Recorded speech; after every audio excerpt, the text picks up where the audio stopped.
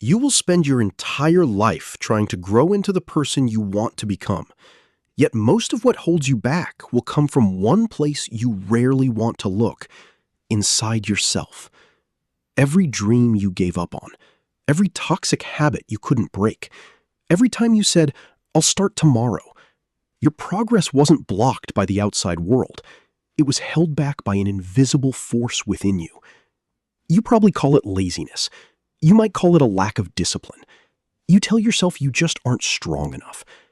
But what if I told you that you have completely misunderstood what is actually happening in your brain? Welcome to Be Minded, the channel where we explore the best ideas in personal development to help you build a life of purpose and clarity. Today, we are unpacking a truly life-changing book, The Mountain Is You by Brianna Wiest. If you have ever felt like you are constantly getting in your own way, this video is for you. We are going to decode the hidden mechanics of self-sabotage, learn how to read our emotional compass, and discover how to finally step into our highest potential. Let's climb the mountain. Concept 1. The illusion of self-sabotage. When we think of self-sabotage, we usually picture it as a destructive force. We think we are intentionally hurting ourselves. But Brianna Wiest proposes a radical paradigm shift. There is no such thing as self-sabotage, because the behaviors that you think are holding you back are really just meeting your needs. Think about the famous psychologist Carl Jung. When he was a child, he fell and hit his head. His immediate unconscious thought was, "Yes, maybe I won't have to go back to school now." He began experiencing fainting spells, which were actually an unconscious desire to escape a place where he felt unhappy. Your self-sabotage is a coping mechanism. It is your subconscious mind trying to protect you from change, because to your nervous system, change equals danger. You procrastinate because perfectionism makes the fear of failure too heavy. You push away a healthy relationship because you are terrified of the vulnerability that comes with real love.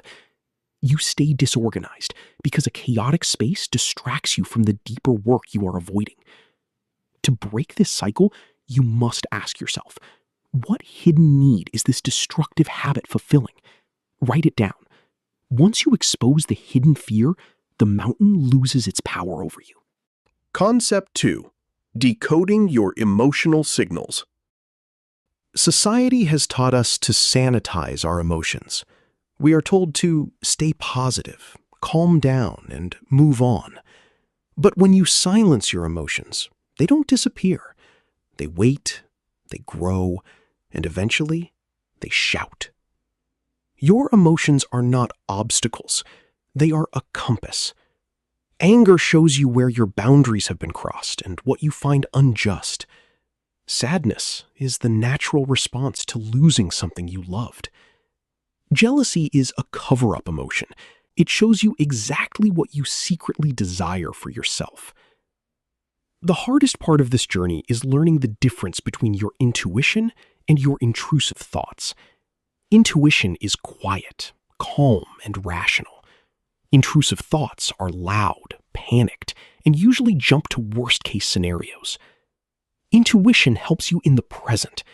Intrusive thoughts try to predict a scary future. The next time you feel a wave of negative emotion, do not suppress it. Validate it. Say to yourself, "It makes sense that I feel this way right now." Acknowledging an emotion is often all it takes for it to pass through your body. Concept 3. Surviving the adjustment shock. Start doing the work. You set the boundary. You apply for the job. You start the healthy habit. Suddenly, you feel an overwhelming sense of panic and anxiety. You think, if I feel this bad, this must be the wrong path. Wrong.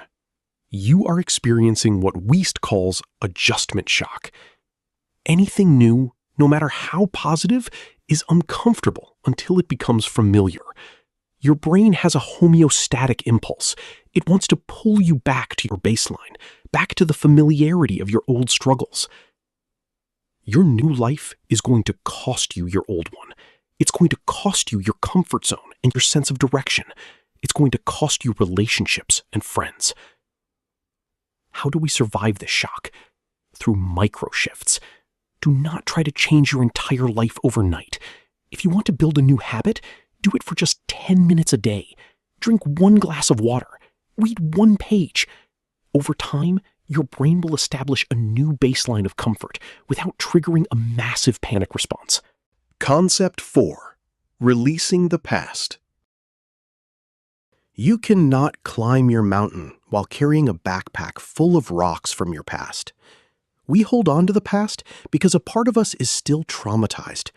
Trauma isn't just in your head, it is a physical state in your body where you became disconnected from a fundamental feeling of safety. Releasing the past does not mean aggressively forcing yourself to move on and forget it.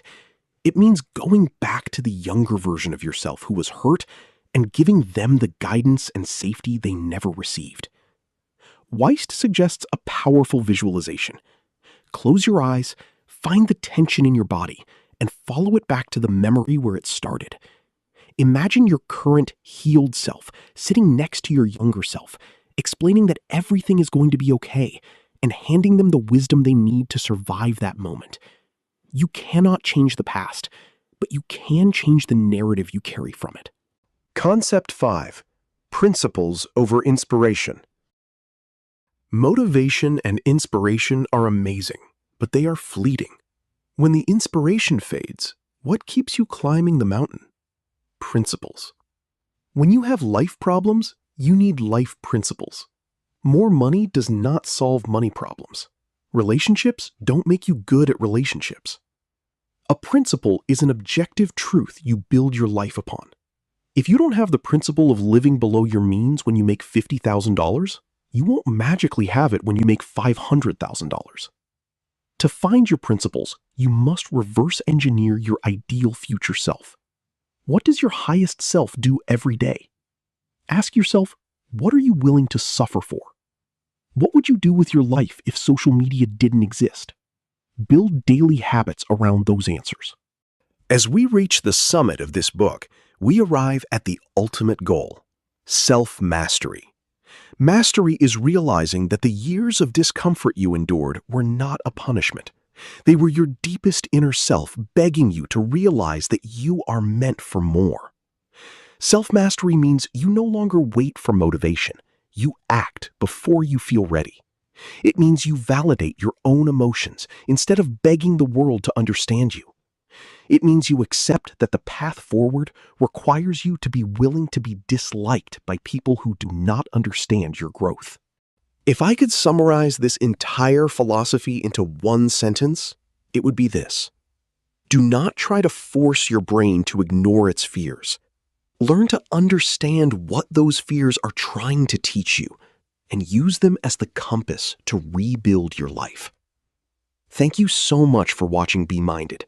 If this video brought you value or clarity today, please hit the like button, subscribe to the channel, and share it with someone who might be standing at the foot of their own mountain. What is one micro shift you are going to make today? Let me know in the comments below. Until next time, keep climbing and keep building a better mind.